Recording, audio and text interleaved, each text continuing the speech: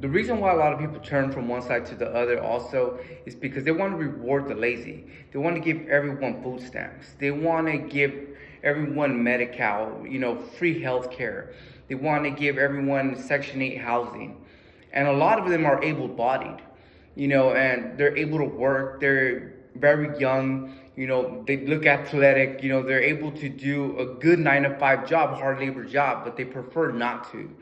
It's just because they've grew up in environments, maybe their parents, that were instilled that in them already. Why are you going to work if the government could, give you food stamps? Why are you going to work if the government could pay your housing? I remember living in Fresno. There was a person living there. I was a full-time student in college, struggling, taking like 21 units, having to work 30 plus hours a week. And I was paying like $950 at the apartment I was living in. And she asked me one time, and I told her, and she said, man, why are you paying so much? She was paying like $150. And she had 2 sons with her, that one of them was like 21, the other one was like 19, very young. And they were just always in the front smoking. And I was just never there because I was always up and about. And that's what I mean, there has to be that middle ground. There has to be that fairness, because if there's not, there's always going to be that division. One wants to give too much, one wants to give too little. There got to be that center divide. But a lot of people can't see that because they want to choose one side or the other. And they believe that their side is never wrong. And that's the issue majority of the time. Because at the end of the day, they are both wrong. We need to find someone that actually sees common sense and just tries to go straight down the middle. But that party's never going to win because there's 2 crazies on both sides, on the left and the right.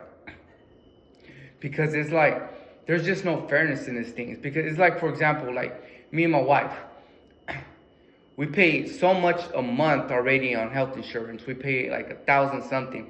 And that's on the high deductible plan. We pay $1,000, for it's just me, my wife, and my daughter a month. So we pay $1,000 a month.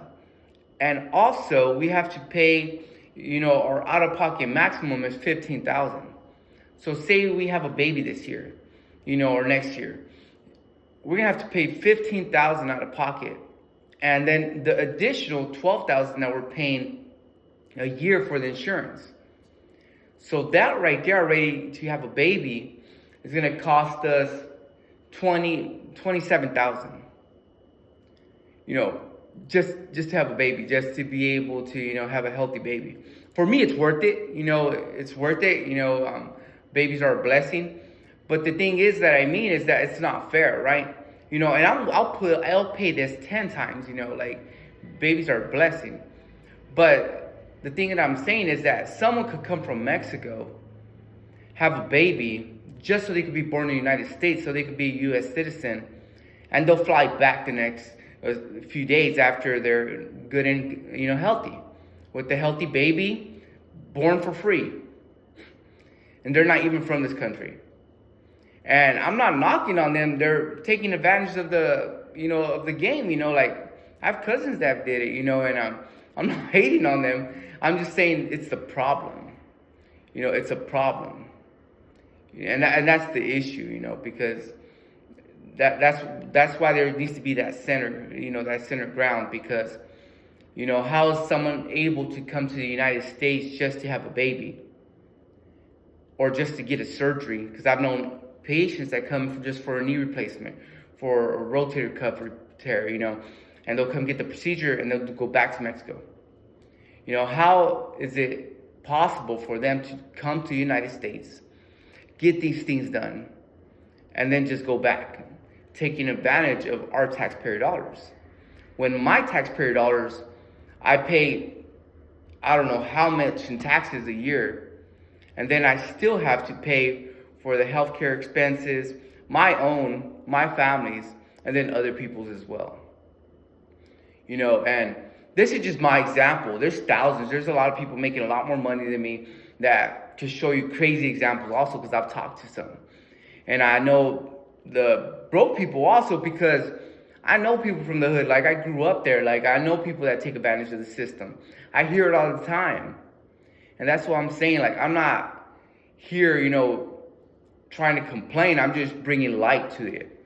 Because I always tell people, I tell patients myself, I tell people myself, like, if you could take advantage of the system, take advantage of it. It's broken. Like, it's broken. Like, if I could take advantage of it, I would. But I'm very old school. I believe in marriage. I want to set a good example for my wife, for my daughter. You know, I want her to know that being married is very important, you know, and even though our culture will make it seem like it's not, I want my daughter to know that it is. That having married, you know, being married is very sacred and very important in a family. And just because we could take advantage of the healthcare system because my wife's not working and make it seem like she's not making no money just so she could qualify for Medi-Cal and food stamps and that she's a single mom, we could do that, right? But I'd rather not. Like, I'd rather not. I want to set a good example. I'm very old school. I believe in marriage. You know, I want, you know, my wife to know that I love her and that, you know, it doesn't matter that, you know, we have to pay so much, you know, because, you know, love and morals and setting a good example has no price tag for me. You know, like I'll pay as much as we need to, you know, to be able to set that good example. And that's the thing I mean, you know, it's like, I'm not one to take advantage of it, but I do encourage people to take advantage of it too, you know, why not? It's there, it's broken, our governor allows it, so take advantage of it. So I have patients that will come in and they'll work for a few months and then they'll go on disability, and then once the job that they like comes back, they'll get off of disability and start working again. Like, there's so much loopholes, you know, that so much people take advantage of. And I'm all for it. Take advantage of it. But there needs to be that middle ground, man. There needs to be that, you know, where we don't pay so much and they need to pay a premium also. Like where, you know, everyone, even on Medi-Cal, needs to pay at least $200 a month. Even if they still charge us $1,000, even though they charge us still the $900, you know, but they got to pay like $300 a month also, you know. And if they're going to have a baby and stuff here in the United States, they got to pay like $5,000 to $10,000, you know. And, you know, things like that, you know, because at the end of the day, if they're not doing those things, it's just going to we're going to keep getting in bigger debt, and there's going to be just that same separation in between the party systems. Because one sees common sense, and the other one wants to help everybody. And it don't make no sense. So that's what I mean, you know, the system's so broken that it just brings one group to the other side. And that's why so many people voted for Trump. You know, because at the end of the day, like, they seen how broken this side was, how many woke people there was on this side. And Gavin Newsom's finally, you know, waking up a little bit and saying that men should not be competing in women's sports, you know. And I'm all for it, you know. I don't dislike anybody. I just dislike their views on things. So it's just my point of view on, you know, this topic of why so much people are turning to one side to the other. It's because the system's so broken and we just need to figure out a way to fix it.